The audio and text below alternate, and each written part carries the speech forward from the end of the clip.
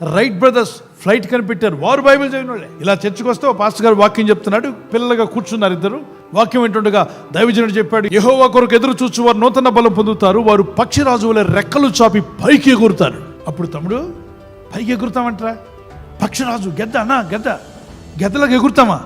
మనం ప్రయత్నం చేద్దామా? చర్చ చేద్దాం. వీళ్ళిద్దరూ ఆ ఐడియా, ఆ దైవజనుడు చెప్పిన ఆ మాటను పట్టుకొని బయటికి వెళ్ళి ఇంటి దగ్గర ప్రయత్నం చేసి ఆ వైర్లు ఈ వైర్లు చెక్కలు కర్రలు కట్టి దానికి రెక్కల్లా తయారు చేసి అది ఎక్కడానికి ప్రయత్నం చేస్తే ఒక రోజున వాళ్ళ ప్రయత్నం పాస్ అయ్యారు. మళ్ళీ ప్రయత్నించారు.